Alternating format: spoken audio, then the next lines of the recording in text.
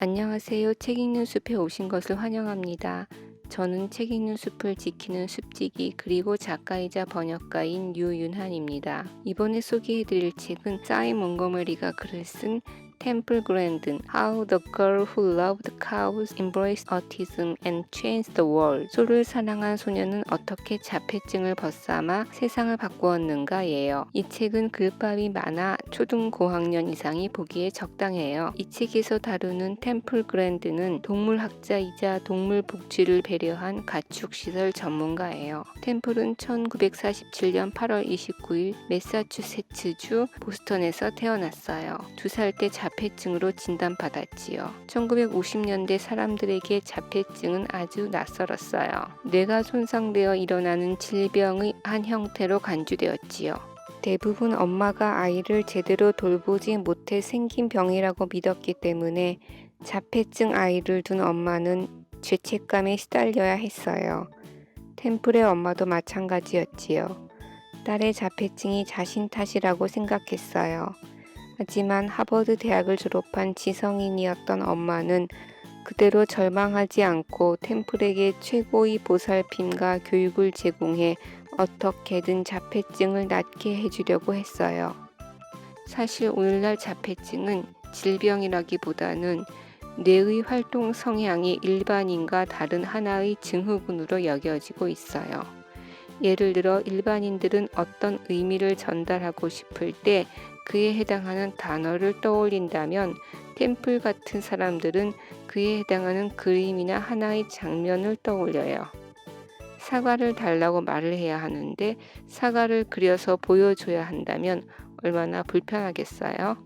심지어 상대방이 사과라고 하는 말을 못 알아듣기 때문에 사과 그림이나 사진을 보여주어야 한다면 거의 의사소통이 불가능해지지요. Temple had no idea that her mind worked differently from everyone else's. She believed everyone thought in pictures. In fact, she believed this until she was in her 40s. 템플은 자신의 인지세계가 다른 사람들의 인지세계와 다른 방식으로 돌아간다는 것을 전혀 몰랐다. 그녀는 모든 사람들이 그림으로 생각한다고 믿었다. 사실 40대가 될 때까지 그렇게 생각했다. 템플의 엄마는 딸이 사회생활을 할 수 있도록 끈질기게 말을 가르쳤고 경험이 풍부한 개인교사를 고용해 철저하게 예의를 가르쳤어요.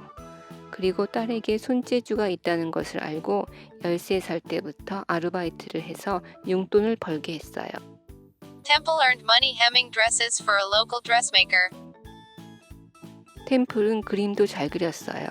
일리노어란 친구는 어린 시절 템플이 그린 말을 보고 놀랐던 적이 있다고 해요.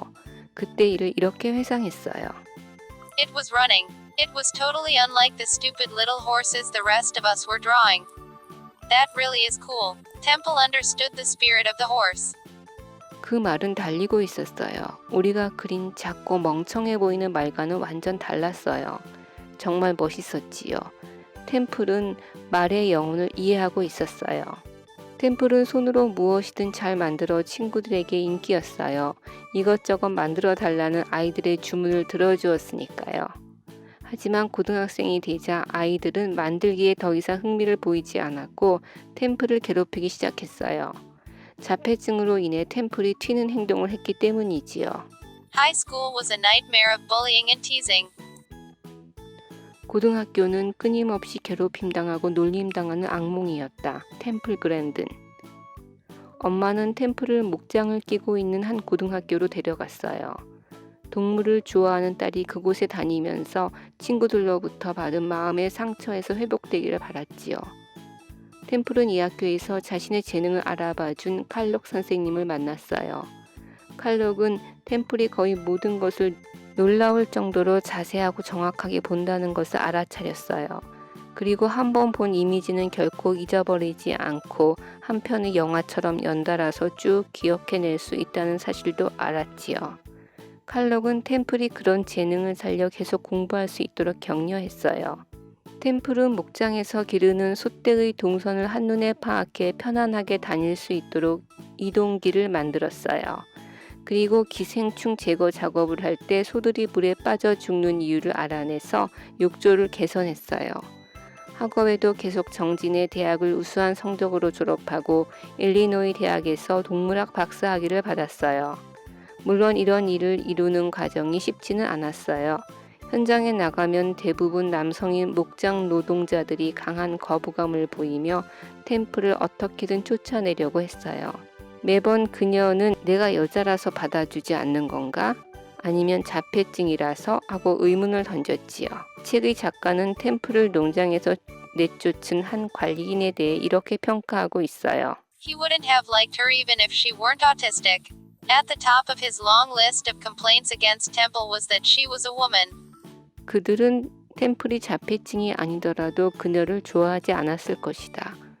템플에 대한 그의 긴 불평 목록에서 가장 중요한 것은 그녀가 여자라는 사실이었다. 농장 사람들은 여자인데다 공감 능력이 부족한 템플을 싫어했지만 소들은 달랐어요. 템플이 소의 마음을 알아주었거든요.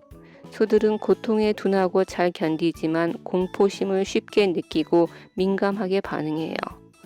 예를 들어 목장 울타리에 걸린 셔츠가 나부끼는 그림자에도 놀라서 날뛰지요. 마치 자폐증인 사람들이 칼로 베이는 고통은 아무렇지도 않게 여기면서 소리나 촉감에는 민감하게 반응하며 뒹구는 것과 비슷해요. 일반인들에겐 평범한 말소리나 향기가 이들에겐 고통스럽게 느껴진다고 해요. 템플은 소의 마음을 읽어 그들이 무엇을 두려워하는지 잘 알아냈어요. 그리고 그것을 반영해 적극적으로 문제를 해결했기 때문에 어느 틈에 누구나 인정하는 동물 전문가가 되었지요. 현재 미국과 캐나다에서 기르는 소의 절반이 템플이 설계한 시설에서 지내고 있다고 해요. 그리고 말하고 읽고 쓰는 것을 고통스러워하던 아이가 이제는 전국을 다니며 강연하고 10권의 책을 낸 교수가 되었어요. 부모님은 딸들과 함께 템플 그랜든 How the Girl Who Loved Cows Embraced Autism and Changed the World를 읽으며 자폐증과 여성이라는 약점을 극복하고 동물 전문가라는 꿈을 이룬 템플의 삶에 대해 이야기해 보세요.